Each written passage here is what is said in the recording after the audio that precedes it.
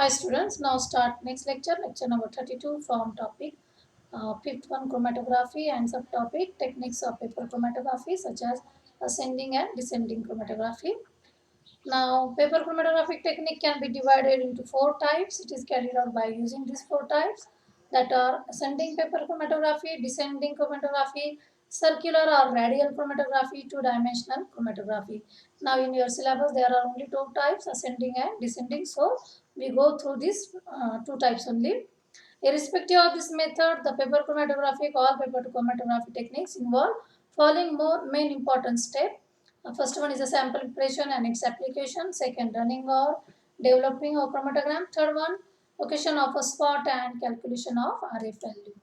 Now let's see first one, ascending paper chromatography. Now name indicate itself. It is ascending paper chromatography. That means the movement of mobile phases from bottom to top level, that is upward level. In this technique, the developing solvent, that is mobile phase, rises up along with the filter paper against the gravity. Hence, the name is given as a ascending paper chromatography. Now, let's see first step, sample preparation and its application.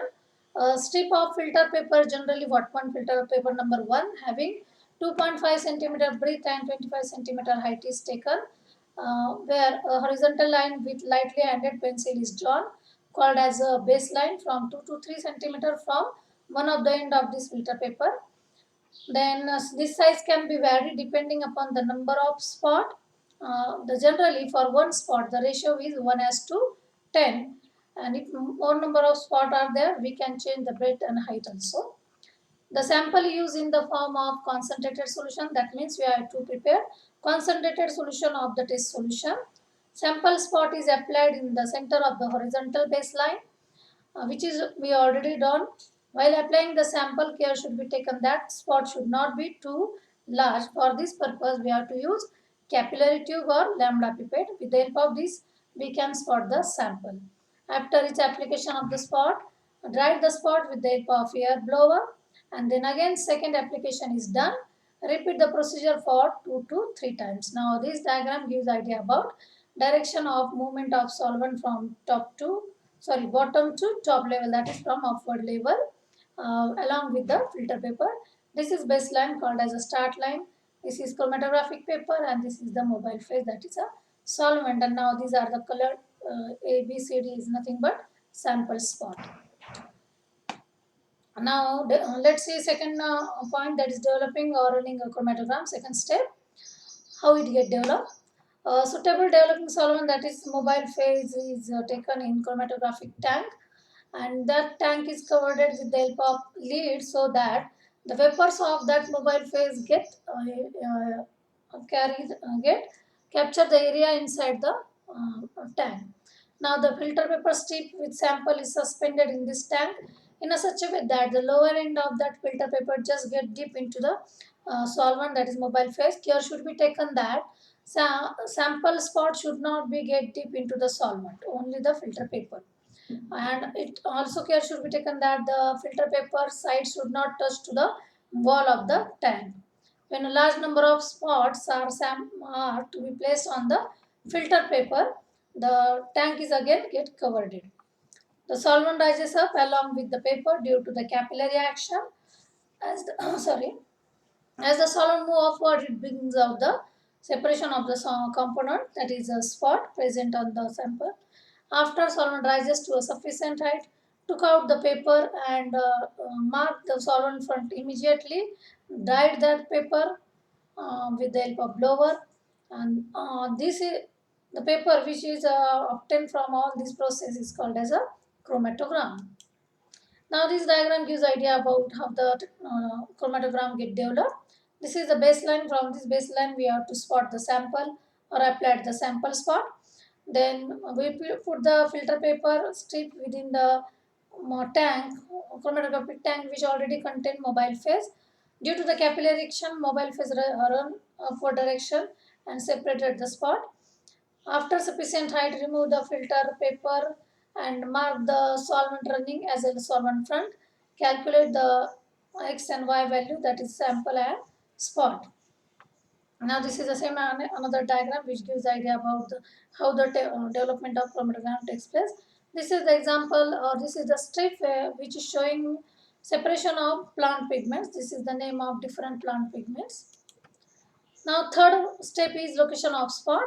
After developing chromatogram or drawing the paper, the spot can be located by different method. If the spot is colored, it can be visualized as such it is by naked eye. Sometimes the solvent having tendency to get fluorescence in case under the ultraviolet light, and some spot which are mostly colorless can be visualized by spraying different reagent. We can see this detail in next PPT or next lecture. And fourth step is calculation of RF value.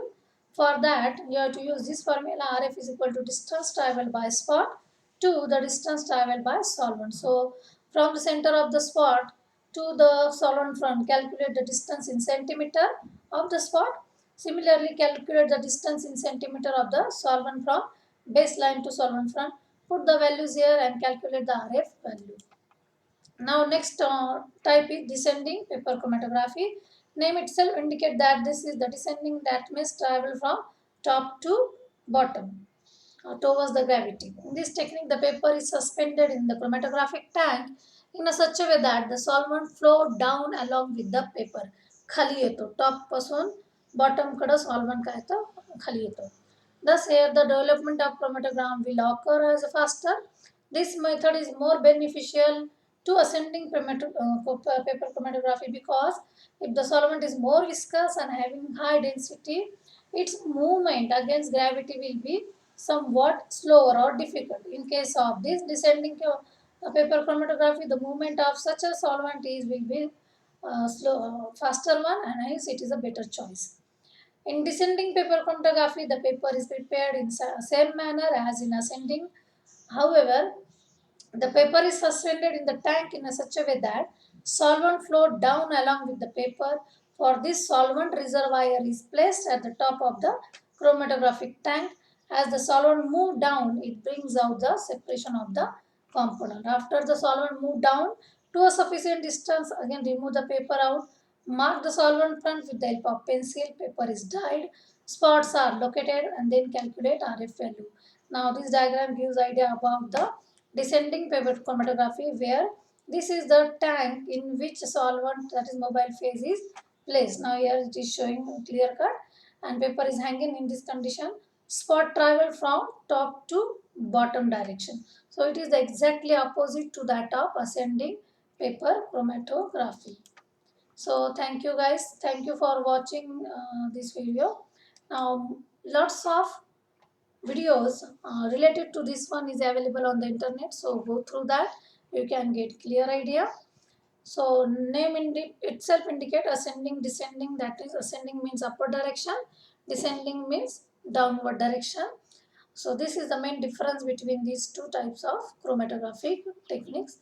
Then all developing of chromatogram, calculation of RF value, location of spot, all these are common between these two chromatographic techniques. So thank you so much for watching this video.